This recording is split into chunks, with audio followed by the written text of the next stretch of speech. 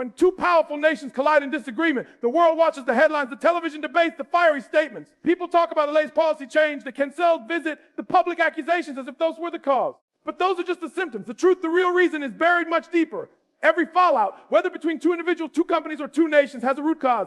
And most of the time, that root cause is something people don't want to face because it's uncomfortable, it's messy, and it doesn't make for a simple explanation. We prefer to point to an obvious event and say, that's it. That's the reason. But that's like blaming the collapse of a building on the moment it finally fell. Instead of examining the years of cracks, the ignored maintenance, the warning signs that everyone saw but no one acted on. The India-US fallout didn't just happen. It wasn't one meeting going wrong or one policy going too far. Long before the public saw tension, seeds were being planted in closed-door meetings, in negotiations that went nowhere, in moments where one side felt unheard and the other side felt unappreciated. Those moments add up. And just like in personal relationships, the collapse rarely comes from a single blow. It comes from a series of small cuts that go untreated. People forget that diplomacy isn't just about agreements and treaties. It's about trust. And trust is like glass once you crack it. It never returns to its original strength, no matter how careful you try to piece it back together. But here's the uncomfortable part. Facing the roots means admitting responsibility. It means acknowledging that neither side is blameless, that each decision, each statement, each calculated move contributed to the slow unraveling. In politics, that's dangerous territory because admitting you had a hand in the problem is seen as weakness. So instead, both sides covered up with speeches about sovereignty, fairness, and protection of interests when the truth is that behind closed doors. It's a battle of ego and pride just as much as it is about policy. The public hears about tariffs, defense contracts, trade imbalances, but rarely do they hear about the subtle disrespect, the unmet expectations, or the personal rivalries between leaders that shape those very policies. Think about it. If you've ever had a friendship or partnership fall apart, you know it wasn't that one argument that did it. That was just the breaking point. The real, because was everything leading up to it, the promises broken without explanation, the moments when they didn't feel value, the times they acted in their own interest while pretending to act in yours. Nations are no different. Leaders are human. Their decisions are influenced by feelings of trust, betrayal, loyalty, and competition just like anyone else. So when we look at the India-US fallout and try to pin it on one event, we're missing the truth. The truth is that the roots of that fallout go far back, further than most news articles will bother to trace. And in those roots, we find the uncomfortable reality that both sides saw warning signs and chose to ignore them. And why did they ignore them? Because in the short term, it's easier to keep smiling, to keep shaking hands for the cameras, to keep pretending the cracks aren't there. No leader wants to be the one who breaks the alliance on their watch. But avoiding the problem doesn't make it disappear. It makes it worse. The frustration simmers. The trust erodes quietly. And then when the public fallout finally comes, it looks like a sudden explosion, when in reality, it's been a slow burn all along. That's why it's so dangerous to focus only on the headlines. Headlines give you the drama, but they rarely give you the cause. The real cause is always harder to talk about because it involves peeling back layers of politics, history, economics, and human nature. It involves asking questions like, when did the first crack appear? And who saw it and did nothing? And it involves facing the fact that in international relations, just like in life, problems don't magically appear. They grow in the shadow of neglect. The India-US fallout didn't start the day leaders exchanged harsh words. It started the day one side felt that the other stopped listening, stopped valuing their position, stopped treating them like an equal. From there, every action and reaction only deepened the wound. And here's the part that stings. The signs were visible. They were there in the tone of press conferences, in the hesitations during negotiations, in the sudden delays on agreements that once moved quickly. But when you don't want to see something, you train yourself not to. Both sides convinced themselves that the partnership was too important to fail, that the other side would come around, that small irritations weren't worth making a big deal over. But when you keep swallowing those irritations, eventually they turn toxic. That's why, if we're going to understand who caused the fallout, we can't start at the explosion. We have to go back to the very first spark. We have to be willing to dig into the unglamorous details, to face the reality the downfall of powerful partnerships begins not with shouting, but with silence. It begins when communication turns polite but hollow, when agreements are made but not truly honored, when leaders nod but roll their eyes in private. This is where the seeds of fallout are planted. And this is why, when the final break comes, it feels sudden only to those who weren't paying attention. Power is one of the most intoxicating forces in the world. It can build alliances, shape economies, and inspire movements. But when it's not balanced with mutual respect, it becomes a silent weapon that destroys from the inside. Two nations can have the most sophisticated agreements on paper. They can share military intelligence, trade billions of dollars in goods, and stand side by side in front of the cameras. But if beneath the surface one feels like the other is trying to control rather than collaborate, the countdown to a fallout has already begun. You can't dress dominance up as partnership forever. Eventually the other side notices, and when they do, it's not a small crack that forms. It's a fracture that cuts deep into the foundation. When one side starts to dictate terms instead of negotiating them, the power dynamic shifts from we're in this together till you work for me. That's when resentment takes root. It might not show immediately, because in politics, leaders know how to smile through clenched teeth, but behind those diplomatic smiles, there's a growing sense of frustration, even humiliation. And humiliation is dangerous in global politics because nations, just like individuals, will go to great lengths to reclaim their dignity. They will walk away from deals. They will sever ties. They will burn bridges if it means they can stand tall again. That's why the erosion of respect is not just a small issue. It's the very fuel that turns disagreements into full-scale fallout. History shows this pattern over and over. Empires fall when they stop respecting their allies and start treating them as subjects. Friendships and international relations collapse when one side assumes their position of power gives them a right to override the other's sovereignty. In the case of the India-U.S. relationship, the partnership thrived when both sides saw each other as equals with something valuable to offer. It worked when discussions were based on cooperation, when leaders could look each other in the eye knowing they were both walking away with a win. But the moment one side began to feel like they were being strong, armed, whether in trade, defense, or foreign policy, the seeds of the fallout were sown. Mutual respect is not a soft, feel-good ideal. It's a practical necessity for any lasting alliance. Without it, even the most lucrative deals lose their meaning because they're built on resentment rather than trust. A deal signed under pressure is not a victory. It's a ticking time bomb. The party that feels cornered will spend every moment afterward looking for a way out. And the moment they find that opportunity, they will take it, regardless of how beneficial the arrangement may seem on paper. That's why power without respect always has an expiration date. The tragedy is that those in positions of power often can't see this happening in real time. When you're the stronger economy, the larger military, the bigger player on the world stage, it's easy to believe that your dominance is natural, even justified. It's easy to assume that your partner will always go along because the benefits of being aligned with you outweigh the costs. But what they overlook is the human element. Pride, sovereignty, and dignity cannot be measured in economic terms. And when a nation feels things are being compromised, no amount of trade surplus or military aid can erase the bitterness. Respect is not just about how you speak to someone publicly. It's about how you treat their concerns in private. Did you listen when they said a policy crossed their line? Did you consider their perspective before making a decision that would impact them directly? Or did you assume that because you could push it through, you should? Those private choices often determine the fate of public relationships. And in the case of the India-U.S. fallout, it's likely that many of the fractures began in moments that weren't televised, in conversations where one side felt dismissed, ignored, or overridden. Once respect begins to erode, the other side starts keeping score. They remember the time their proposal was sidelined, the time their warning was brushed aside, the time the leader was publicly contradicted. They may not voice it immediately, but it builds. And while the more powerful nation might see each as minor incidents, the less powerful partner sees them as proof of an imbalance that can no longer be ignored. Eventually, the frustration reaches a point where they'd rather risk the cost of a fallout than continue to be treated as a junior partner. The illusion of partnership is easy to maintain in times of mutual gain. As long as both sides are benefiting, the cracks can be papered over. But when challenges arise, when negotiations get tough, when interests clash, that's when the true health of the relationship is revealed. If mutual respect is strong, those moments become opportunities to strengthen the bond. If respect has been eroded, those same moments become accelerants that push the relationship toward collapse. And once that trust is broken, no display of military cooperation or economic aid can fully restore it. In the end, power without respect is a gamble that no one wins. The stronger side loses an ally and the weaker side loses the benefits of the partnership. But both walk away feeling wrong. The fallout then becomes not just a political split, but an emotional and symbolic one. It's a statement to the world, we will not be dictated to. And when that statement is made, it's not the beginning of the breakdown. It's the final declaration of a relationship that's been quietly falling apart for far longer than anyone on the outside realized. Economic and strategic interests are often painted as the glue that holds alliances together. On the surface, it seemed logical. When two nations benefit from trade defense cooperation and shared investments, why would they risk damaging that? But history shows us that these same interests, if not managed carefully, can be the very fuel that burns the bridge. The truth is, every deal, every agreement, every joint project carries an invisible question. Is this truly mutual? Or is someone getting the better end of the bargain? When one side starts to feel like the other is extracting more than they are contributing,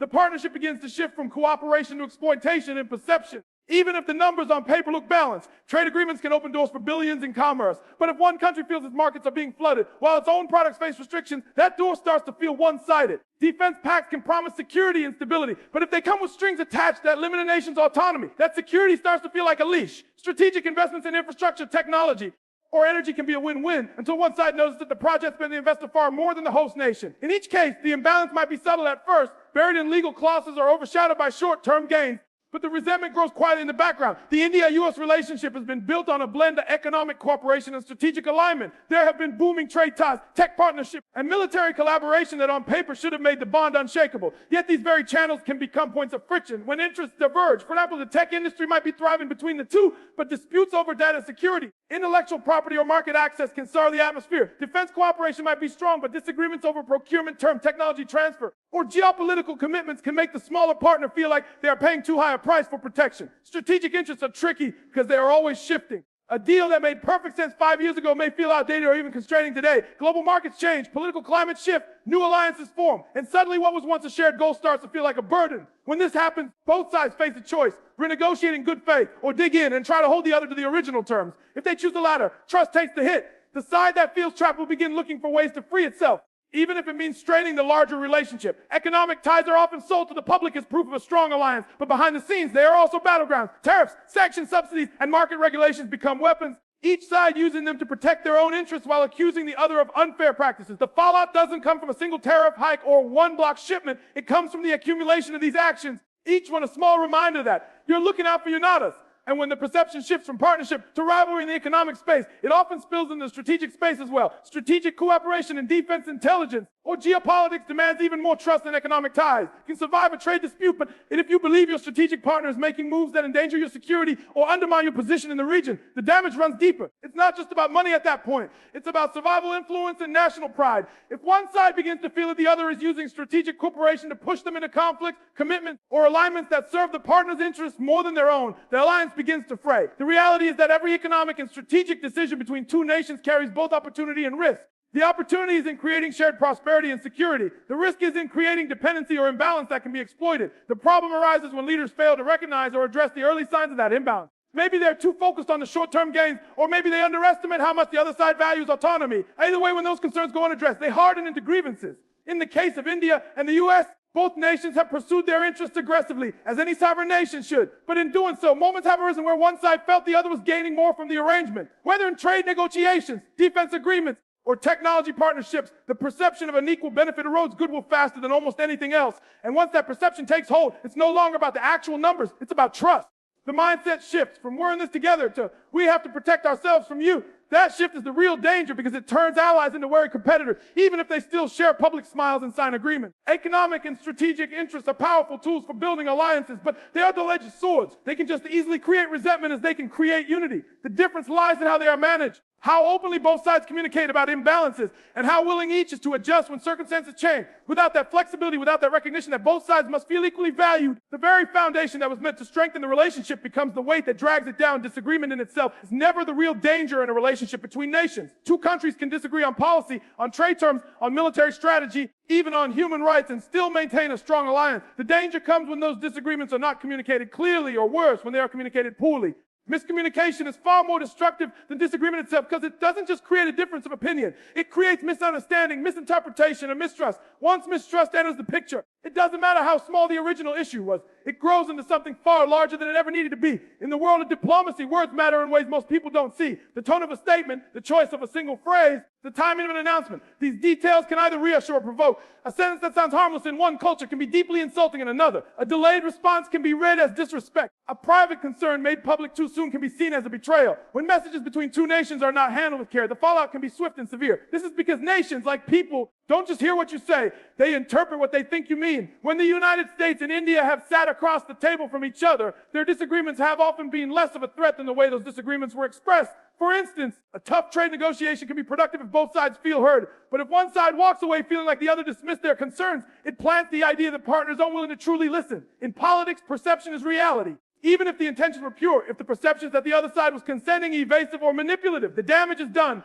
Miscommunication often stems from assumptions. One side assumes the other will understand the reasoning behind a decision without needing every detail spelled out. One side assumes the other knows it's just posturing for domestic politics, not a personal insult. But when those assumptions are wrong, they create a gap, and in international relations, any gap in understanding quickly fills with suspicion. Leaders begin to question motives. They start to wonder if there's a hidden agenda. And the moment you believe your partner might not have your best interests at heart, the foundation of the relationship starts to weaken. Technology and media have made this problem even more complicated. In the past, much of diplomacy happened behind closed doors. Now with the speed of social media and the 24-hour news cycle, a single comment can be broadcast worldwide in seconds, often stripped of context. By the time a clarification is issued, the damage is already done. Audiences in both countries have formed opinions, and political pressure has increased. This means that any miscommunication, no matter how small, can escalate faster than ever before. Another layer to this problem is the cultural difference in communication styles. The same statement delivered in Washington might carry a completely different weight in New Delhi. Direct, blunt language that is considered straightforward in one country might be seen as rude in another. Indirect, Diplomatic phrasing that is intended to be respectful in one culture might be read as evasive or dishonest in another. Without a deep understanding of these nuances, even well-meaning leaders can accidentally offend or alienate their counterparts. The real tragedy is that most fallouts caused by miscommunication are avoidable. They don't come from irreconcilable differences in values or goals. They come from a failure to confirm understanding in moments of tension. Both sides tend to double down on their own perspective rather than seeking to truly understand the other. This defensiveness fuels further misunderstanding. And soon the conversation is no longer about the original disagreement. It's about the way the disagreement was handled. That's when it gets personal. And once it feels personal, it's no longer just a policy issue. It's an issue of pride. In the India-US relationship, this pattern has played out in different arenas. A trade dispute might start with a simple tariff disagreement, but spiral when one side feels publicly shamed by the other's announcement. A defense negotiation might break down, not because of the terms themselves, but because one side interpreted the other's delay as a lack of commitment. Each of these moments adds to a file of grievances, and that file gets pulled out every time the relationship hits another bump. Over time, the original issues fade, but the memory of feeling disrespected or misunderstood lingers. The irony is that in many cases, both sides want the same outcome. They just have different ways of expressing it. But if those expressions are mistranslated, the common ground gets lost in the noise. Leaders begin to position themselves defensively, alliances start to weaken, and the public on each side begins to view the other with skepticism. The seeds of a fallout are planted not in the disagreement itself, but in the missteps of communication that follow. When communication is clear, even sharp differences can be worked through. But when communication is murky, even the smallest difference can become a source of lasting tension. Miscommunication turns potential partners into cautious observers, and cautious observers into reluctant allies. And once a nation becomes a reluctant ally, it's only a matter of time before the relationship stops being a true partnership altogether. Every alliance has its public face and its private reality. On the public stage, leaders shake hands, smile for the cameras, and make declarations of unity. But behind the closed doors of diplomatic meetings, strategy rooms, and intelligence briefings, there are conversations the public never hears. This is where hidden agendas lie. These are the quiet ambitions, the long-term plans, the self-serving moves that may run parallel to the alliance or directly against it. And the thing about hidden agendas is this: they never stay hidden forever. At first, they are subtle. They might appear as small policy shifts that seem unrelated to the partnership. They might take the form of unofficial contacts with other nations that the partner wasn't informed about. They might be changes in trade policy that favor one's own industries at the cost of the other's economy. To the casual observer, these moves look like standard politics. But to the partner paying close attention, they start to form a pattern. That pattern raises questions. Why weren't we told about this? Why are they moving in this direction without us? What are they planning that they don't want us to know? Once suspicion enters the relationship, it's hard to remove. Trust, especially between nations, is built on the belief that while each side has its own interests, they won't actively work against each other. But when hidden agendas start to emerge, that belief gets shattered. And when it does, everything that follows is filtered through a lens of doubt. Even honest actions can be misread as manipulations. Every new proposal is examined not for a stated purpose, but for the possible ulterior motive behind it. The India-US fallout, like many international splits, carries traces of this pattern. On both sides, there have likely been moves that the other didn't fully approve of or even know about until they became too big to ignore. Maybe it was an arms deal with a rival nation. Maybe it was a sudden policy change in energy or technology that cut into the other's influence. Maybe it was a diplomatic gesture toward a third country that sent an indirect but unmistakable message. In each case, the partner on the receiving end doesn't see it as just another strategic move. They see it as a betrayal of the understanding they thought they had. Hidden agendas can be born from a variety of places. Sometimes they are defensive, plans made to protect oneself in case the partnership fails. Sometimes they are opportunistic, moves to take advantage of a moment of weakness on the other side. And sometimes they are born from sheer ambition, the desire to expand influence or resources, even if it means stepping over the toes of an ally. Whatever the reason, the effect is the same. They undermine the very trust that keeps a partnership alive.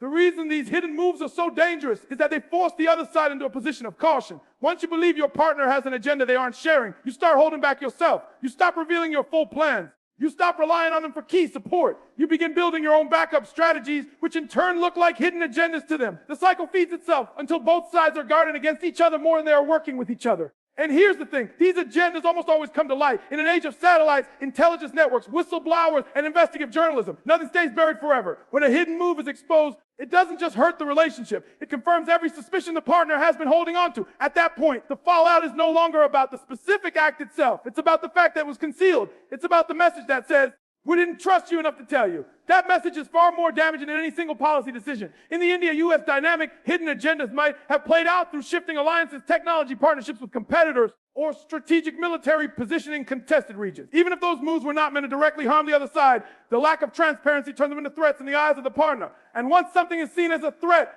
cooperation turns into competition almost instantly. Leaders often convince themselves that their hidden plans are harmless or even necessary, but they fail to consider the long-term cost. In the short term, they might gain a tactical advantage, but in the long term, they weaken the foundation of trust that makes all other cooperation possible. An alliance can survive disagreements, even serious ones, if the intentions are honest.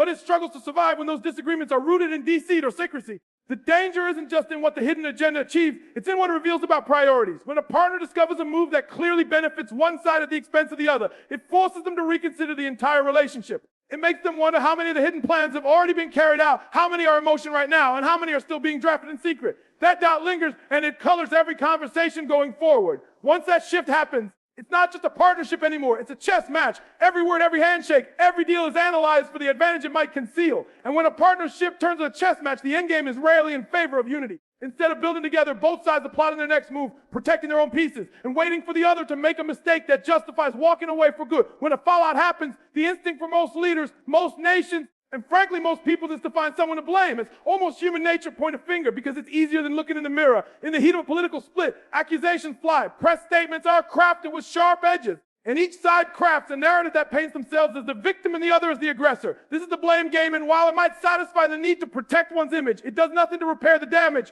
If anything, it deepens the divide. The blame game has a certain appeal because it allows each side to rally its own people. In domestic politics, leaders can stand before their citizens and declare, "We didn't cause this, they did." This strengthens their position at home, but destroys the possibility of honest dialogue with the other side. Once the story has been told publicly that the other nation is entirely at fault, walking that back becomes nearly impossible. Any attempt at reconciliation is seen as weakness, or worse, as admitting you were wrong all along. So instead, both sides dig in deeper, defending their version of events even as the truth becomes more complicated. The truth is rarely as simple as one side being right and the other being wrong. In almost every fallout, both sides have contributed to the breakdown. Maybe one side pushed too hard on a trade agreement, while the other reacted too aggressively. Maybe one failed to communicate a major policy change, while the other took it as an intentional slight. Maybe there were years of small slights, ignored warnings, and conflicting priorities that built up into a wall too thick to break through. The reality is that political relationships are like any relationship. When they fail, it's almost always because of choices on both sides, not just one. Facing that reality takes courage. It's far easier to stay in the safe space of finger pointing.